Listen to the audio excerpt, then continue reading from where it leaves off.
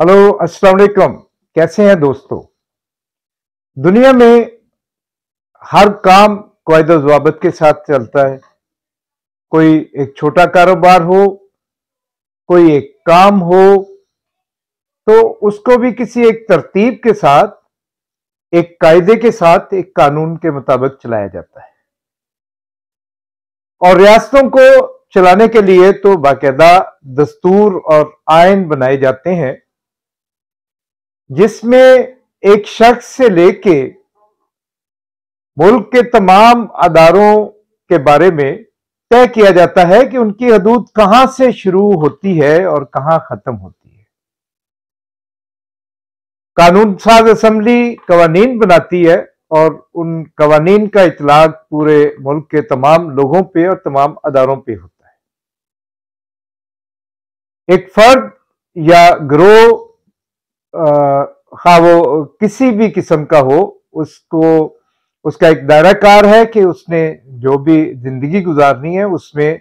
उसके अपने हकूक क्या हैं और दूसरों के हकूक कहां से शुरू होते हैं। इसी तरीके से एक जायज काम और नाजायज काम, इसका तयन करते हुए सजा और जजा का भी एक निज़ाम हर मुल्क के अंदर, खा वो किसी भी निज़ाम के तहत चलाया जा रहा हो, तो उसका तयन किया जाता है। अगर कोई कानून से हट के सरगर्मी होती है तो उसे गैर कानूनी सरगर्मी कहा जाता है, और गैर कानूनी सरगर्मी के लिए एक सजा का तयन किया गया है, जो मुख्तलिफ किस्म की सजाएं होती हैं। और मुल्क को और अदारों को इन्हीं कानून और कायदा ज़वाबित के मुताबिक चलाया जाता है। लेकिन अगर कोई शख्स, गिरोह या कोई अदारा या कोई भी कोई ऐसी हरकत करे जो जिसको कानून के मुताबिक जुर्म करार दिया गया हो, तो उस शख्स की या उस गिरोह की या जो भी वो कर रहा हो, उसकी गिरफ्त होती है और बाकायदा उस पे उसकी बाज पुरस होती है और बाज दफा एफआईआर दर्ज होती है, मुकदमे दर्ज होते हैं, और बाज दफा काबिल दस्त अंदाजी मामलात में पुलिस हरकत में आती है, उस शख्स को या लोगों को अरेस्ट किया जाता है, और फिर जो इल्जाम होता है उस शख्स पे, गिरोह पे या उन लोगों पे, उसकी छानबीन होती है, शहादतें इकट्ठी की जाती हैं और फिर अदालतों में पेश किया जाता है, जहां पे वो शख्स ये साबित करने की कोशिश करता है कि वो गुनाहगार नहीं है, और जो अदारे होते हैं, जो पुलिस होती है या जो इल्जाम लगाने वाले होते हैं, वो ये साबित करते हैं कि वो शख्स या वो गिरोह गुनाहगार है। और फिर सिर्फ उसी अदालत के अंदर ही आखिरी फैसला नहीं हो जाता। किसी भी किस्म के फैसले में, खा किसी को जिस पे इल्जाम है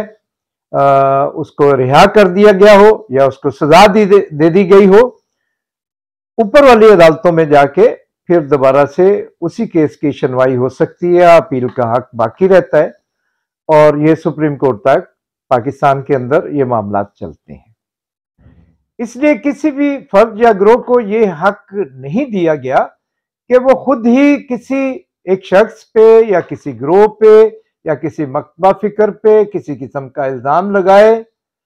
और फिर उस इल्जाम की तहकीक तफ्तीश भी खुद करे और फिर वो सजा भी खुद दे, तो अदालत भी खुद बन जाए, मुंसिफ भी खुद बन जाए और एग्जीक्यूट भी वो जो सजा हो वो खुद करे। ऐसा हक किसी ना फर्द को है ना गिरोह को है, हत्ता के जो सरकारी अदारे हैं सवाए अदालतों के, उनको भी ये हक हासिल नहीं है कि वो किसी को किसी किस्म का जरर अपने तौर पे पहुंचा सकें। लेकिन हम देखते हैं कि इस कानून की पासदारी कम अज कम पाकिस्तान में नहीं की जाती, और यहाँ पे बहुत सारे मामलात रोजमर्रा जिंदगी में हम देखते हैं बतौर खास पुलिस के कि वो किसी को गिरफ्त में लेते हैं। अगर किसी पे संगीन इल्जाम है तो वो खुद ही उसकी तफ्तीश के बाद वो सजा और उसको कैफरे किरदार पहुंचाने का खुद ही फरीदा सर अंजाम दे देते हैं, जो कि एक बिल्कुल गैर कानूनी काम है और इसको मावराए अदालत कत्ल कहा जाता है। और कत्ल का मतलब मर्डर, यानी वो बिल्कुल वैसा ही जुर्म है जैसे किसी उस शख्स ने, खा जिसको अभी मारा गया है पुलिस के स्टडी में, उसने भी कोई कत्ल ही क्यों ना किया हो। तो कत्ल अगर सरकारी वर्दी में मलबूस कोई शख्स करेगा तो वो भी मुजरम होगा, और उसकी सजा भी वही है जो 302 के मुजरम की होती है। लेकिन हम देखते हैं कि ऐसा इकदामात करते हुए पुलिस जो स्टेटमेंट देती है, जो अखबारात में या मीडिया में छपते या सुनाई दिए जाते या दिखाई दिए जाते हैं कि मुल्ज़म कहीं पे कोई बरामदगी के लिए जा रहा था तो उसको छुड़ाने के लिए उसके अपने साथियों ने हमला कर दिया, और जिसके नतीजे में फायरिंग, क्रॉस फायरिंग हुई, और मुल्ज़म या मुजरम के साथियों की फायरिंग से उनका अपना साथी ही हलाक हो गया।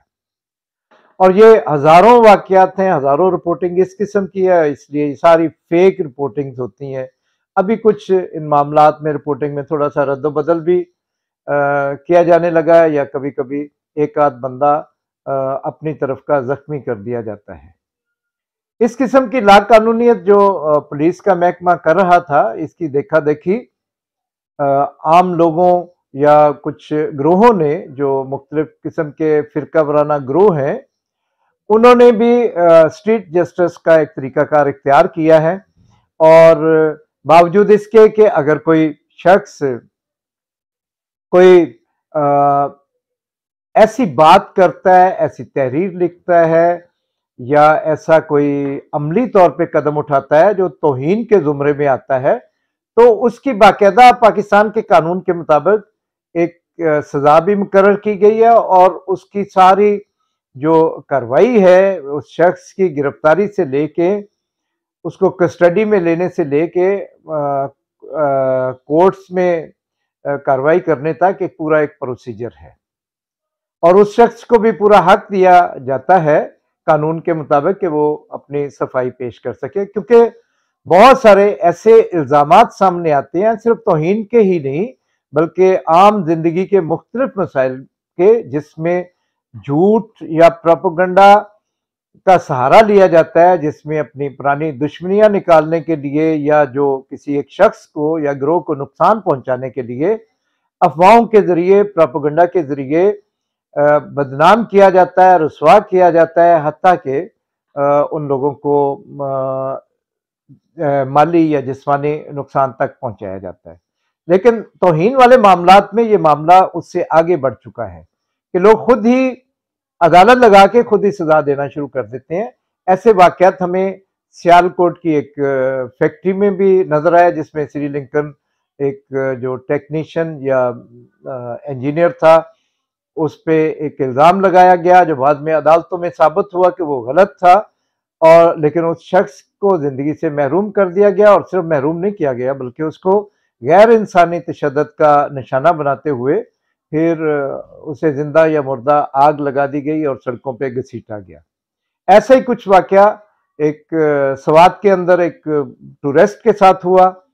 और जिसको भी कोई सफाई देने का मौका नहीं मिला, उसे कोर्ट तक जाने नहीं दिया गया, उस पर एक इल्ज़ाम लगाया गया, और फिर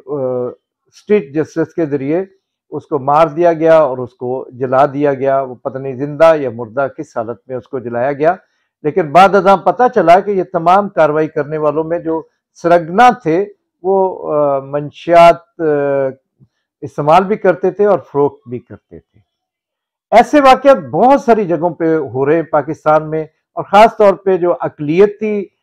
मज़ाहिब के लोग हैं, जो कमज़ोर हैं पाकिस्तान के अंदर, और जिन पे इल्ज़ाम लगा के उनको फिर स्ट्रीट जस्टिस का निशाना बनाया जाता है। जैसे हमने गुजरांवाला में, लाहौर में, जड़ांवाला में इस किस्म के वाकयात देखे,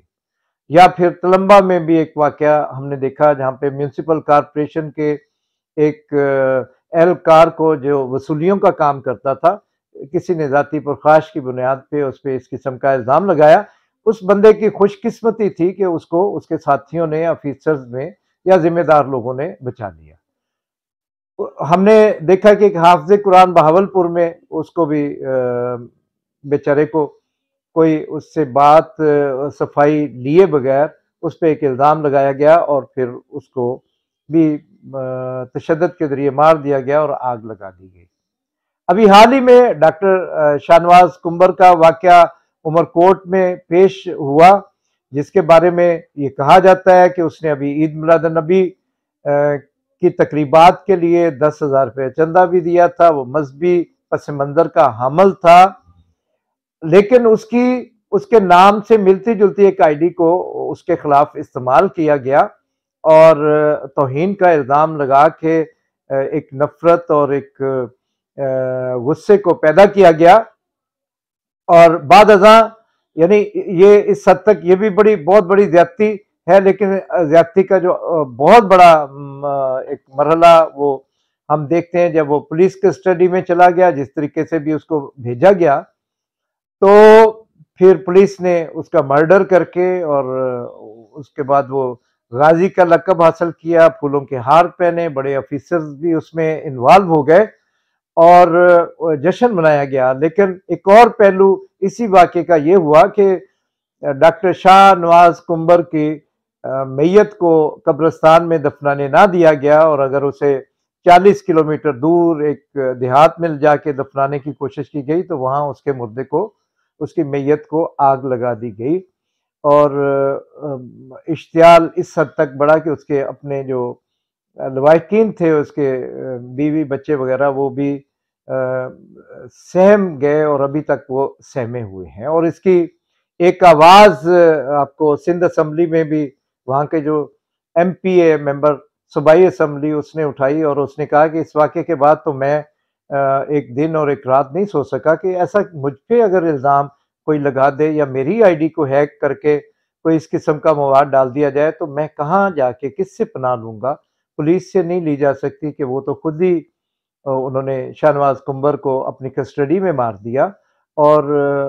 लोग इतने मुश्किल होते हैं कि कहीं पनाह नहीं मिलती। मैं कल पूरा दिन और रात पूरी ईमानदार की बात में सो नहीं पाया। मैंने कहा वला आलम मेरे आईडी है, मैं सोशल मीडिया यूज़ करता हूँ, कल किसी के हाथ लग जाए और मुझे गोलियां मार दे। और जो रियासत जो प्रोटेक्शन देती है, अगर पुलिस ने ये किया है तो अब भाग के लोग कहाँ जाएंगे? वहाँ जाएंगे कि मैं कोर्ट ऑफ लॉ में पेश हो जाऊँ, मेरी हयाती बच जाए, मुझे बोलने का मौका मिले। अगर वहीं पे ही उसका हो जाए जनाब इसका मर्डर, तो आप समझें कि इससे बड़ी एक लाकानूनियत और जंगल का कोयटा में भी ऐसा वाक़या हुआ है। तो ये सारी सूरत हाल एक परेशान कुन भी है और एक अनारकी की सी कैफियत है, जिसमें अफवाह की बुनियाद पे अगर लोग स्ट्रीट जस्टिस करेंगे, खुद ही फैसला करना शुरू कर देंगे, तो ये नहीं है कि वो खुद किसी को मार देंगे पत्थर से, लाठियों से या उसको जला देंगे। ये अफवाह साजी उनके खिलाफ भी इस्तेमाल हो सकती है। अगर वो किसी को जिंदगी से महरूम करेंगे या बहुत खौफ व हरास की फिजा पैदा कर सकते हैं, तो उनके खिलाफ भी इस किस्म की कोई कैफियत पैदा हो सकती है, जिससे बचने की जरूरत है। माहौल को दुरुस्त करने की जरूरत है और पूरे समाज को इस मामले में इन्वॉल्व होना पड़ेगा, क्योंकि रियासती इदारे तो मुकम्मल तौर पे फेल हो चुके हैं। वो अदालतों पे किसी को भरोसा नहीं है, पुलिस पे किसी को भरोसा नहीं है और पुलिस कस्टडी से या पुलिस कत्ल कर देती है या उनसे छीन के लोग कत्ल कर देते हैं। तो फिर सोसाइटी के अंदर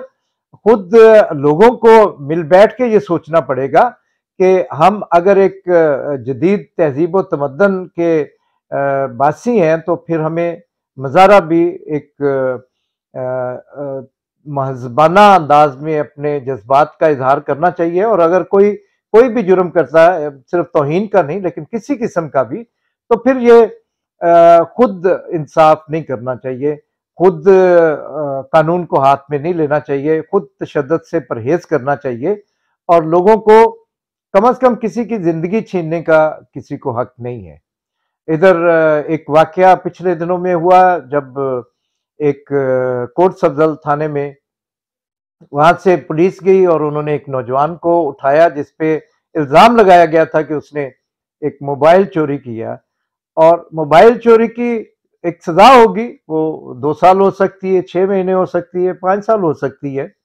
लेकिन मोबाइल चोरी अगर किया भी हो जुर्म, तो अदालतों में साबित हो जाए तो मौत की सजा नहीं दी जाती। लेकिन उस जवान की फिर एक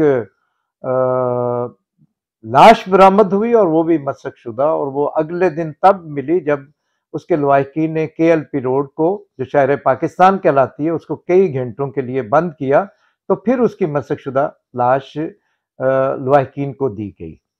तो ये इस किस्म का जो जस्टिस है ये नाकाबिले कबूल है। इसको रोकथाम के लिए तमाम लोगों को जहां वो कुछ कर सकते हैं, तकरीर के ज़रिए, तहरीर के ज़रिए, लोगों से बातचीत के ज़रिए इस किस्म के इक़दामात को रोकने में अपना किरदार अदा करना चाहिए। मुझे उम्मीद है कि इस गुफ्तगू पे ज़रूर आपकी कोई राय बनी होगी, तो उसका इज़हार लाज़मी कीजिए।